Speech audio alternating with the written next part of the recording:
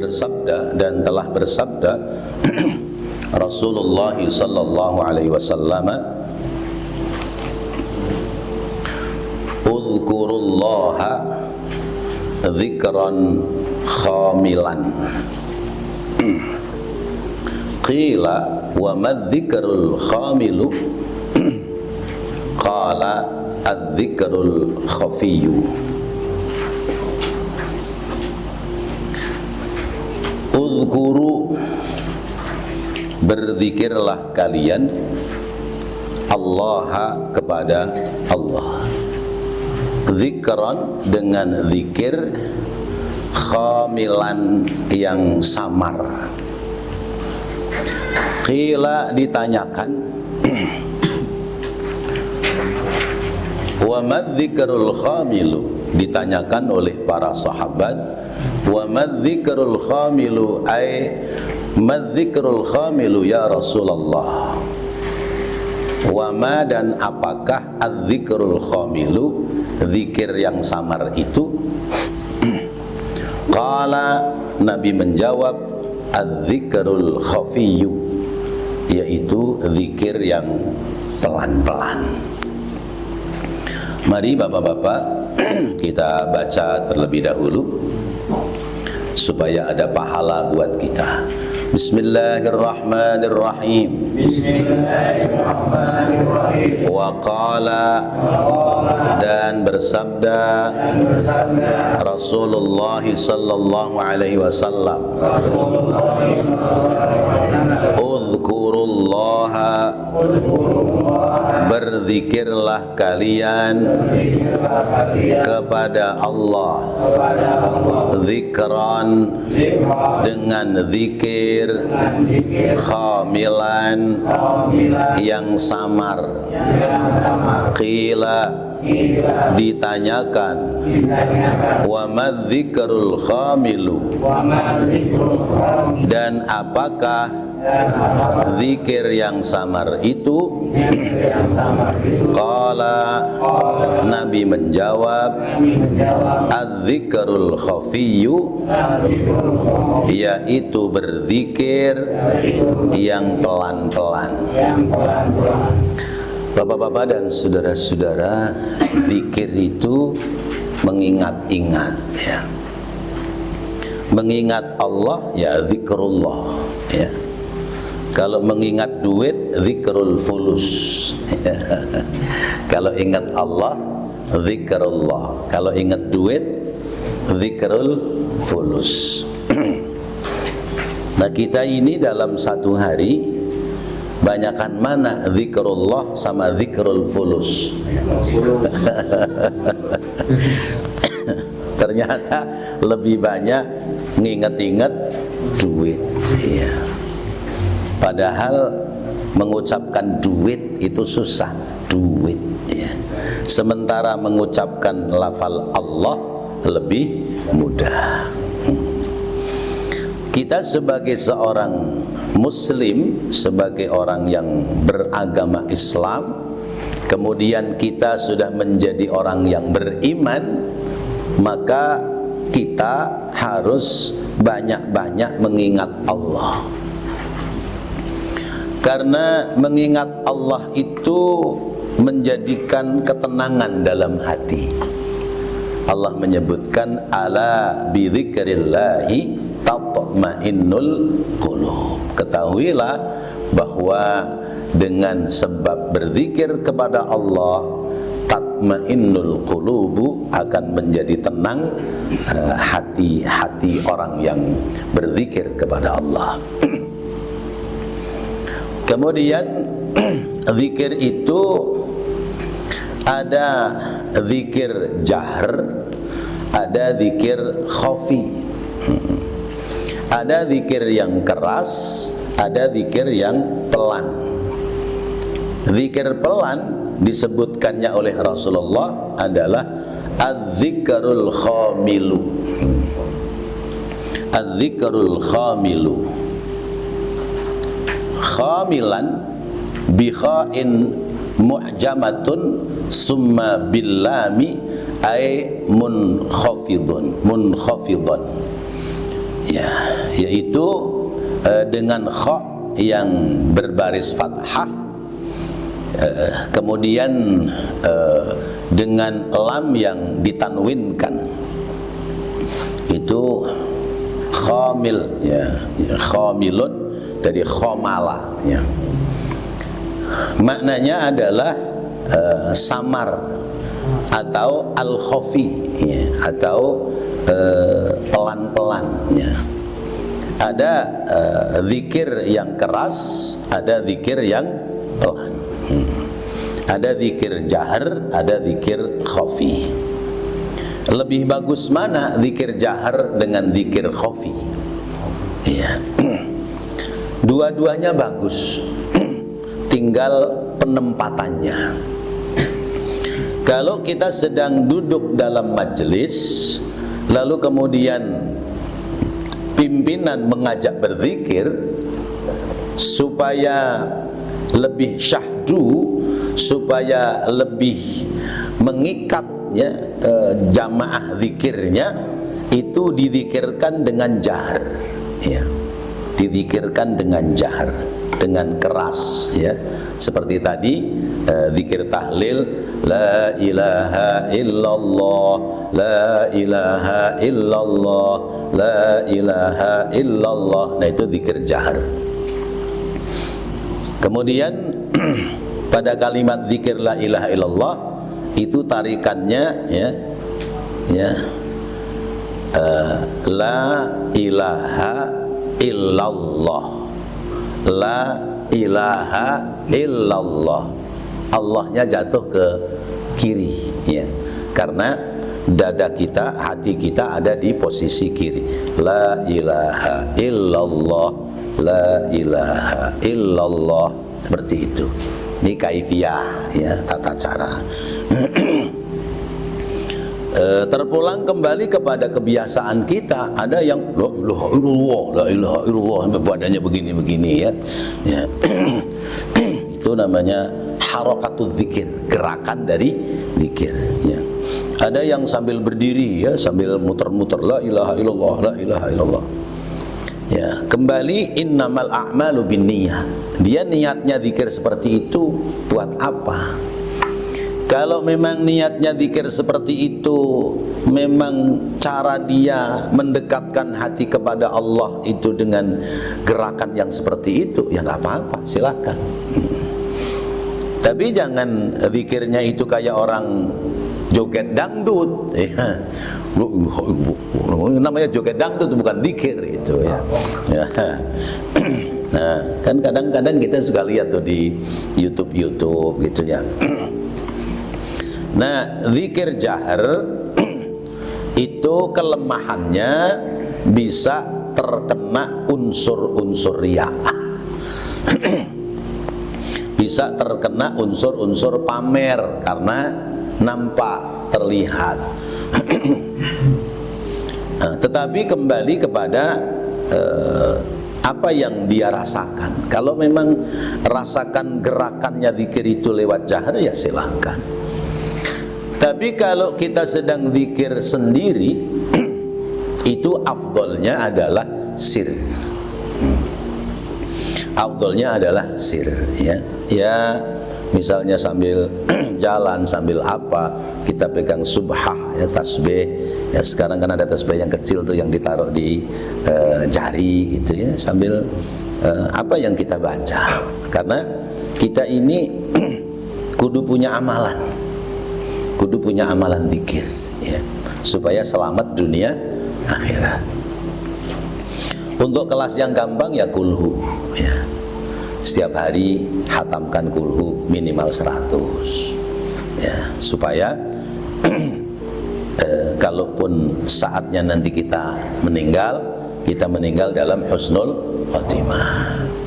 Syukur-syukur mulai sekarang kita sudah mulai menabung kulhu, ya, sehari berapa mampunya, ya, sampai hitungan 40.000, ya, karena hitungan 40.000 dalam zikir kulhu itu bisa menjadi tebusan siksa api neraka.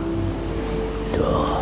Maka Mungkin bapak-bapak pernah lihat atau sering lihat kalau ada undangan tahlilan itu ada dari Sahibul Musibah menyediakan jagung, apa kedelai, apa batu kerikil yang ditaruh di mangkok-mangkok. Itu ada hitungannya. Ya, ada hitungan 40.000 ya. Jadi sebelum mulai Yasin tahlil ya hatamin dulu deh tuh ya. Berapa itu mampunya, misalnya disiapkan dalam satu malam itu 1.000, nanti dibagi beberapa orang tuh baca semua. Tapi malam kedua dibagi lagi, putar lagi rapi terus gitu sampai jumlah 40.000. Nah itu amalan-amalan yang sudah harus mulai kita miliki, harus sudah mulai kita punya. Nah, zikir-zikir yang seperti itu lebih afdal zikirnya dalam keadaan sir.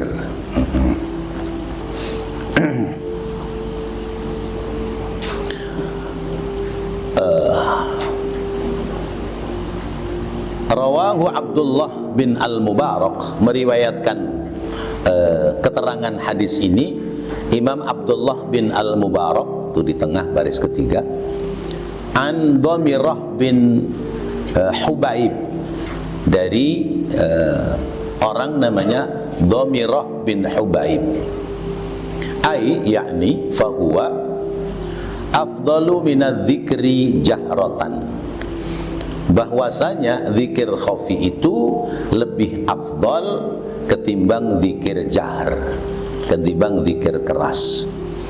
Li salamatihi min nahwi riyain, karena selamatnya zikir khafi seumpamanya dari unsur-unsur riya.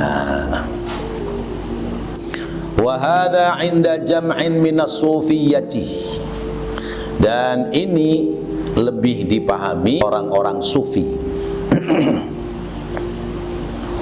Fi ghairi ibtida'is suluki, selain dari memulai zikir suluk ya. Amma fil ibtida'i, adapun bagi pemula dalam zikir, fadzikrul jahriyatu, fadzikrul jahriyu, maka zikir jahar itu anfa'u, lebih manfaat. Jadi bagi orang-orang yang pemula dalam berzikir itu lebih baik zikirnya jahar, karena dorongan zikir lisan menjadi hentakan hati ya dalam mendekatkan diri kepada Allah. Tapi bagi orang-orang yang sudah pada level terbiasa berzikir, maka zikir itu lebih afdal adalah sir. Dan zikir sir itu dari terucap lewat lisan, saking kecilnya dia punya suara lisan, sampai tidak lagi terucap oleh lisan tapi terucap oleh hati. Terucap oleh hati. Jadi kalimat la ilaha illallahnya itu tidak lagi di lisan tapi di hati. Keluar masuknya nafas itu diisi dengan la ilaha illallah, la ilaha illallah, la ilaha illallah. Nah ini sudah tingkat tinggi kalau setiap keluar masuknya nafas itu sudah terisi dengan kalimat la ilaha illallah. Dan apabila ini sudah terucap oleh hati, maka hati itu sudah diisi dengan zikir. Kalau hati sudah diisi dengan zikir, maka ruang hati yang menguasai adalah malaikat. Orang yang hatinya sudah diisi dengan zikir, maka kelakuannya adalah kelakuan malaikat. Ya, tutur katanya, bahasanya, perilaku perbuatannya, semua akhlaknya itu akhlaknya malaikat. Karena setan tidak lagi memiliki ruang dalam hati orang yang sudah berzikir kepada Allah. Tapi kalau orang ini tidak bisa mendawamkan berzikir kepada Allah lewat hatinya, hatinya kosong dari zikir kepada Allah, maka ruangan malaikatnya tergeser oleh ruangan setan. Ya. Hati yang tidak dipenuhi dengan berzikir kepada Allah, maka ruangan hati lebih banyak diisi oleh setan. Sehingga orang yang tidak berzikir kepada Allah, kelakuannya kelakuan setan. Tutur kata, bahasanya, ya, perilaku dan perbuatannya itu perilaku perbuatan ajakan setan. Jadi kalau kita ingin selamat, maka penuhi hati kita dengan berzikir kepada Allah. Buang itu, ruang-ruang hati itu buang selain daripada mengingat Allah Subhanahu wa ta'ala. Kalau hati sudah terisi dengan ruang mengingat kepada Allah, yang terjadi akhlaknya adalah akhlak malaikat. Waqad kana Nabi sallallahu alaihi wasallam, dan sungguh adalah Nabi Muhammad sallallahu alaihi wasallam, ya'muru kulla insanin bima huwal aslahu al anfa'u lahu. Bahwasanya Nabi telah memerintahkan kepada tiap-tiap manusia supaya dia dalam hidupnya al aslah wal anfa', selalu berbuat kebajikan dan selalu mampu memberikan manfaat kepada orang lain, ya. Nabi mengajarkan kita hidup itu, ya, supaya bermanfaat, supaya berbuat kebaikan kepada siapapun, dan kita selalu bisa bermanfaat bagi orang lain. Nah, ini pelajaran dari zikrul khafi, ya. Pelajaran dari zikrul khafi, ya, mengisi hati kita dengan berzikir kepada Allah, maka hilang, ya, akhlak-akhlak yang buruk dari diri kita, karena hati telah dikendalikan oleh malaikat, sebab pemilik hati berzikir kepada Allah. Sebaliknya, ketika pemilik hati lupa dengan Allah, tidak berzikir kepada Allah, ruang-ruang hatinya dikuasai oleh setan. Maka mulutnya mulut setan, matanya mata setan, otaknya otak setan, tangannya tangan, iya, kakinya kaki, iya, masya Allah. Tuh, ya, karena tidak diisi dengan berzikir kepada Allah. Nah, ini makna hadis yang pertama yang kita baca.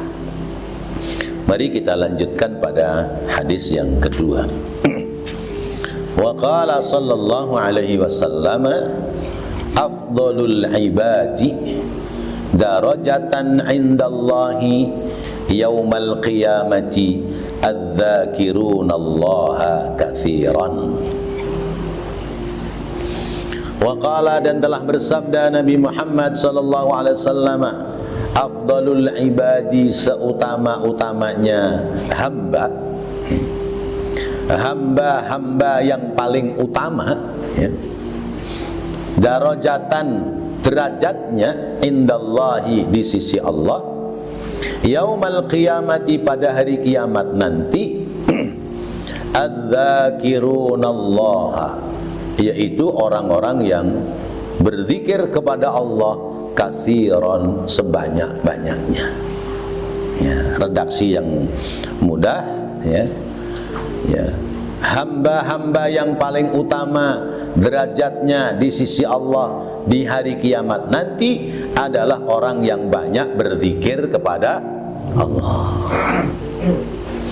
Ayo kita baca lagi. Bismillahirrahmanirrahim. Bismillahirrahmanirrahim. Wa qala, dan bersabda Nabi Muhammad sallallahu alaihi wasallam, afdalul ibadi, seutama-utamanya hamba,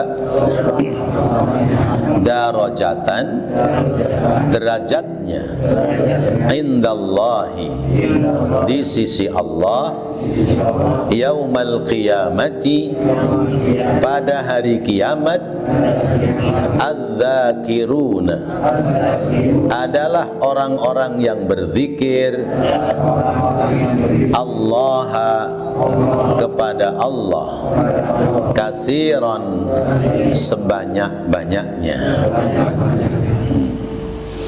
Bapak-bapak hadirin dan saudara-saudara, bahwa manusia atau makhluk-makhluk Allah itu ada yang memiliki keutamaan, ya.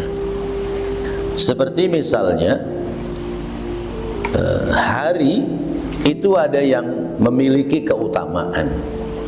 Keutamaan hari adalah hari Jumat, ya. Afdalul ayyam yaumul Jumat. Misalnya bulan juga ada yang memiliki keutamaan. Afdalus syuhur, ya, seutama-utamanya bulan adalah syahrul Ramadan, bulan Ramadan. Lalu kemudian bumi tempat kita berpijak juga ada yang memiliki keutamaan, ya. Ya. Apa itu afdalul biqa, seutama-utamanya bumi, ya, atau bumi yang paling utama di sisi Allah. Afdalul biqa adalah al-masajid. Seutama-utamanya tempat di bumi adalah masjid, ya. Wa afdalul masajid, dan seutama-utamanya masjid adalah Masjidil Haram, ya. Jadi ada yang memiliki keutamaan, ada yang biasa-biasa saja, ya. Jadi kehidupan makhluk seperti itu. Ada yang memiliki nilai lebih, ada yang biasa-biasa aja seperti yang lain. Seperti misalnya di depan kita ada pisang Ambon. Pisang Ambon itu ada nilai rata-rata, tapi ternyata ada yang afdol, ada yang nilai lebih. Mana pisang Ambon yang nilainya lebih? Yang di pinggir, ya, yang di pinggir pasti itu lebih besar daripada yang lain. Itu contoh. Jadi dalam kehidupan makhluk seperti itu, ya. Manusia itu rata-rata, tapi ternyata ada manusia yang diberikan nilai lebih oleh Allah. Siapa yang diberikan nilai lebih oleh Allah dari kalangan manusia? Al-anbiya wal mursalin, para nabi dan para rasul. Jadi di dunia aja ada yang nilainya lebih, ada yang nilainya biasa-biasa saja. Apalagi kemudian nanti di akhirat. Di akhirat ada orang itu nilainya biasa, umum sebagaimana mestinya. Ada pula besok di akhirat orang yang memiliki nilai lebih utama, derajat tingkatnya dibanding dengan manusia-manusia lain pada umumnya. Lalu siapa orang yang paling utama derajatnya besok di akhirat? Adalah orang yang di dunianya banyak berzikir kepada Allah. Orang yang di dunianya sering-sering berzikir kepada Allah Subhanahu wa ta'ala. Nah, itu berarti kita memiliki nilai lebih nanti besok di akhirat, manakala kita di dunianya sering ingat kepada Allah. Kalau kita sering ingat kepada Allah, besok dengan orang lain. Tapi kalau kita tidak menghimpun, memperbanyak berzikir kepada Allah, besok di akhirat ya nilainya sama dengan yang lain. Tidak ada nilai lebih dari apa yang kita bawa dari saat di dunia. Nah, karena itu perbanyaklah berzikir kepada Allah. Uzkurullaha dzikran katsiran. Nah, sesungguhnya oleh makhluk-makhluknya Allah, kita ini sudah diingatkan, ya. Seperti misalnya ada binatang ayam jago. Ayam jago sekalipun dia tidak punya jam dinding atau dia enggak pakai jam tangan, tapi ayam jago itu dia selalu terbangun pada waktu-waktu tertentu, ya. Lalu kemudian kalau dia terbangun, dia mengingatkan kepada manusia, kukuruyuk, itu ya. Itu kata kuping kita mah kukuruyuk. Padahal uzkurullah, uzkurullah, manusia pada bangun, berzikirlah kalian kepada Allah. Kata kita, jam berapa ya? Sudah ada kokok ayam. Ngomong doang begitu. Oh, jam 2. Udah mancal selimut, tambah anteng. Iya. Tuh ayam jago manggil lagi 2:30. Uzkurullah. Iya. Iya, masih anteng juga, ya. Jam 3, setengah 4 menjelang subuh itu sudah bersaut-sautan. Uzkurullah, uzkurullah, terus begitu.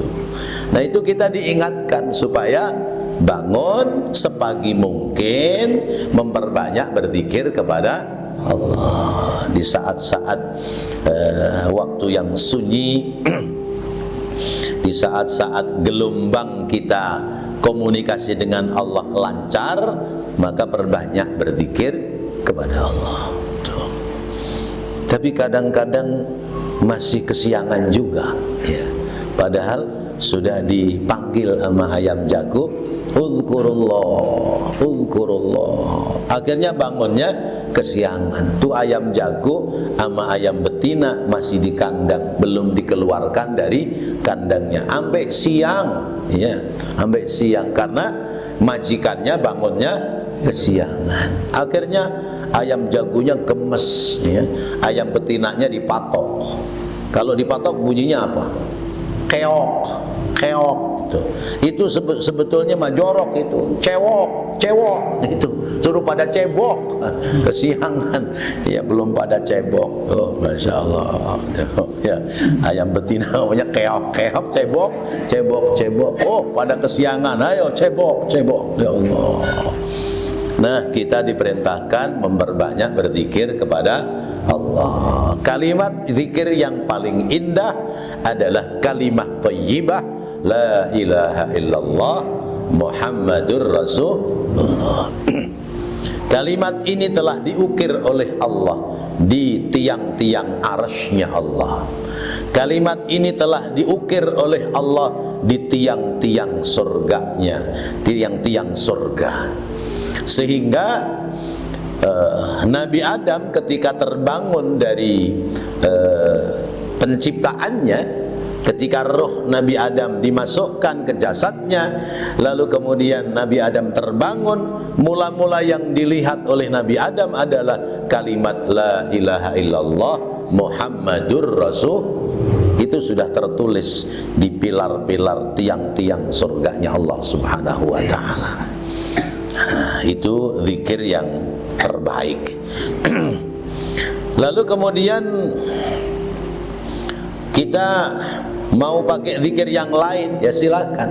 Yang terpenting makna zikir itu mengingat kepada Allah. Misalnya subhanallah walhamdulillah wala ilaha illallah wallahu akbar wala haula wala quwata illa billahil aliyyil azim. Misalnya zikir itu yang mau dibaca silahkan. Atau zikirnya Nabi Allah Yunus, la ilaha illa anta subhanaka inni kuntu minadz zalimin. Tidak ada Tuhan kecuali Engkau ya Allah, Maha suci Engkau ya Allah, sungguh aku ini masuk dalam golongan orang-orang yang zalim. Misalnya, atau misalnya zikirnya Nabi Adam, ya, Rabbana zalamna anfusana wa illam taghfir lana wa tarhamna lanakunanna minal khasirin. Ya Allah, kami telah mendolimi diri kami telah banyak dosa. Kalau Engkau tidak mengampuni dosa kami, maka pasti kami menjadi orang-orang yang zalim. Tuh, misalnya zikirnya Nabi Adam, atau zikirnya Nabi Allah Ibrahim, karena kita sedang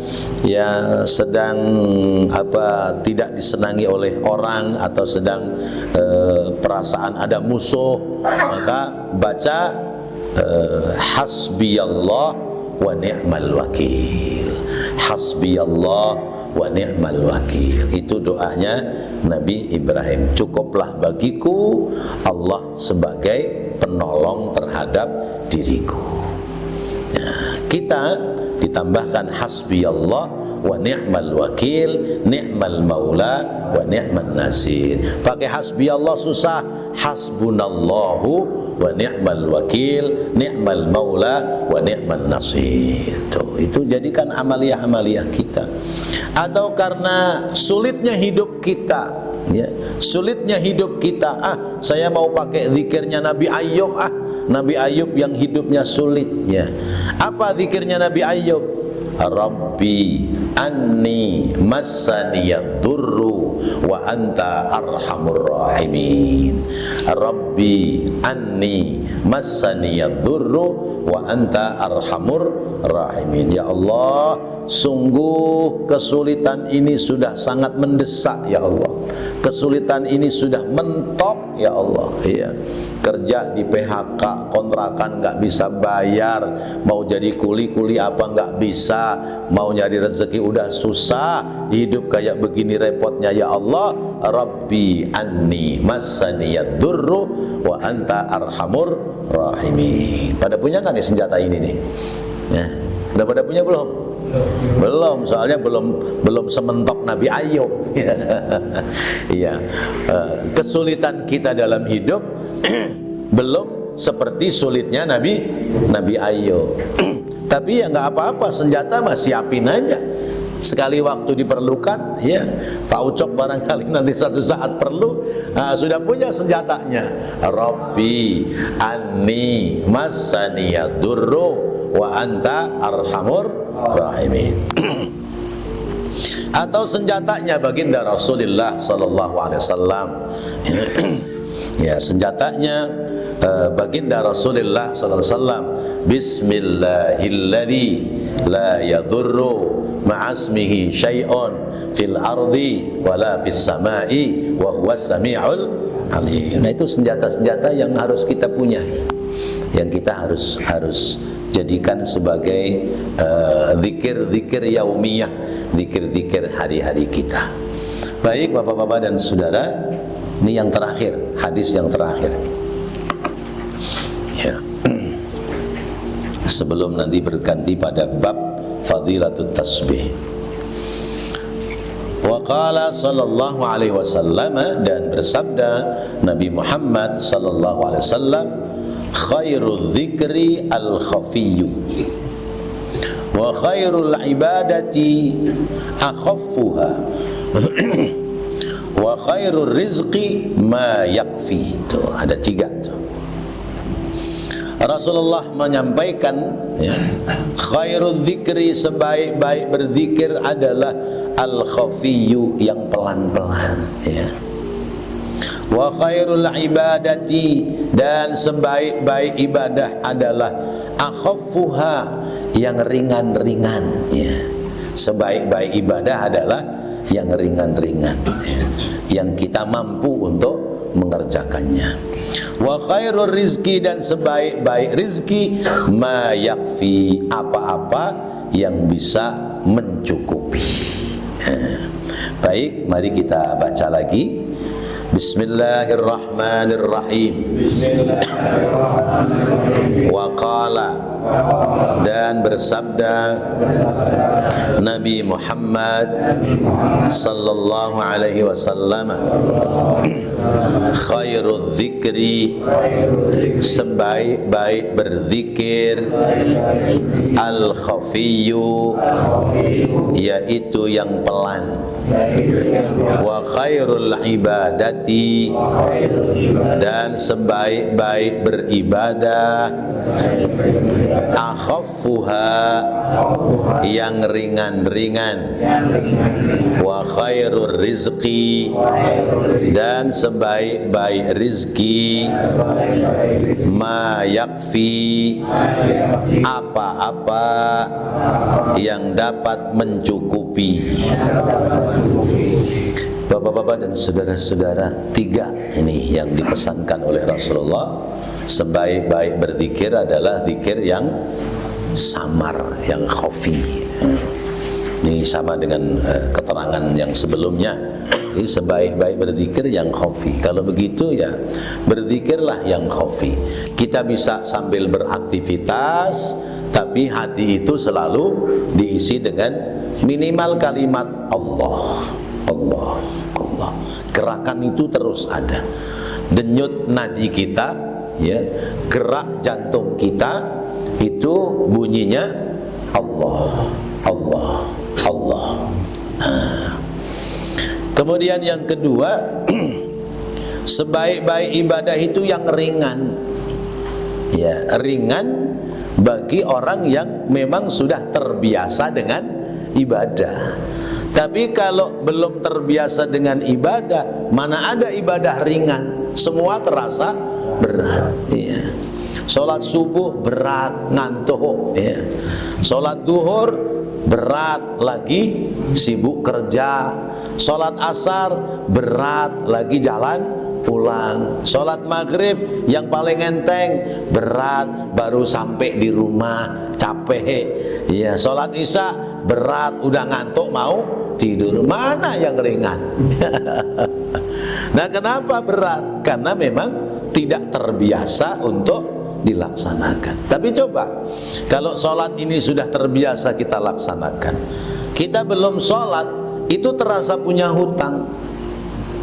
Sudah masuk waktu zuhur, kesibukan kita belum selesai, lalu terlewatkan dari 12:30 kita belum sholat, sudah mendekati jam 1 belum sholat. Rasanya hati ini kayak orang punya hutang, dikejar-kejar untuk segera membayar hutang.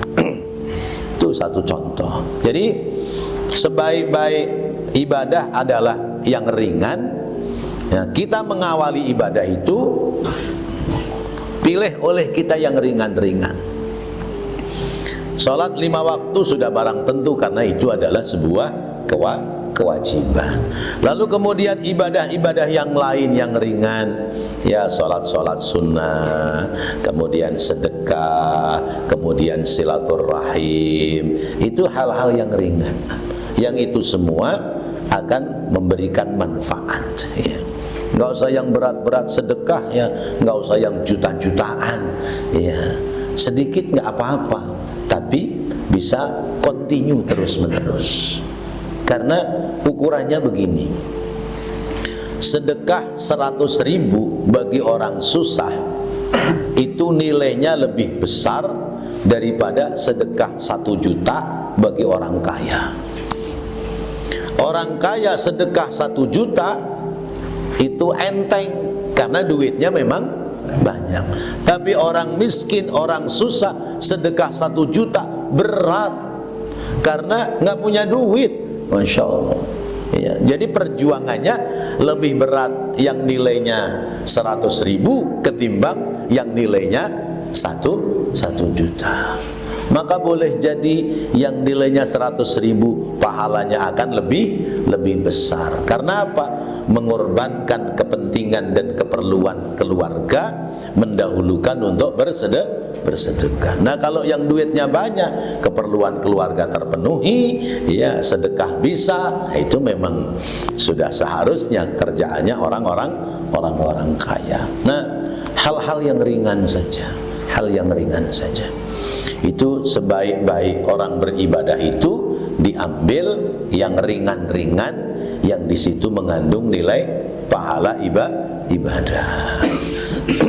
Ketemu kawan, ya, atau datang kawan, bertamu, kita suguh, ya, seala kadarnya. Itu menjadi nilai ibadah yang ringan. Bahkan kata Rasulullah, bersedekahlah kalian untuk mencapai surga sekalipun dengan separuh dari buah kurma. Lagi makan kurma, lagi dipeset separuh, ada temen datang, udah seorang separuh dah, itu sampai sekecil itu tetap ada nilai di sisi Allah Subhanahu wa ta'ala. Ya padahal nggak mungkin kurma dipeset separuh, bagi dua orang, satu orang separuh, kan nggak mungkin. Tapi ini dari nilai yang terkecil, yang termudah, yang bisa digerakkan, yang di situ mengandung nilai ibadah. Kita ngaji begini, kalau sudah terbiasa enteng, ringan. Tapi kalau belum terbiasa berat. Apalagi yang belum terbiasa lalu kemudian setengah dipaksakan, itu jalan pertamanya malu, Pak. Iya, jalan pertamanya pasti masih malu. Yo udah pada ngaji, gak malu ah. Mengapa malu? Orang saya nggak pernah ngaji, tahu-tahu suruh ngaji, malu. Emang kenapa malu? Ntar pakai ditumben-tumbenin lagi sama temen-temen. Lu aja dulu dah sono ngaji, daripada gua datang nongol tumben lu ngaji. Nah, repot. Nah itulah, ya. Maka semua harus dibiasakan, dari yang ringan-ringan, dari yang mudah, dari yang terkecil. Nanti lama-lama akan terbiasa. Kalau sudah terbiasa, tidak ada ibadah itu menjadi berat, ya, insya Allah. Kemudian yang ketiga, sebaik-baik rizki adalah yang mencukupi. Orang kalau sudah berkecukupan, ya, yang namanya cukup itu, ya, dia tidak butuh kepada bantuan orang lain. Bukan cukup itu banyak, tapi cukup itu artinya dia mampu memanage dari rezeki yang ada untuk kebutuhan sehari-hari. Mungkin dalam pandangan orang lain dia termasuk orang kekurangan, tapi dia sendiri merasakan sudah cukup untuk keperluan hidup sehari-hari. Maka terhadap rizki, ya, kalau orang itu sekedar memenuhi kebutuhan, maka pasti akan dicukupkan oleh Allah. Ya, terhadap rizki, kalau sekedar pemenuhan kebutuhan dalam hidup sehari-hari, ya, itu akan dicukupkan oleh Allah, dan itulah kemampuan. Tapi urusan rizki, ketika orang mengikuti kemauannya, maka tidak pernah akan ada cukupnya. Orang hidup kalau mengikuti kemauan, tidak akan pernah ada cukupnya. Tapi orang hidup kalau mengikuti kemampuan, akan dicukupkan oleh Allah Subhanahu wa ta'ala. Wallahu a'lam bissawab. 3 hadis sudah kita baca dan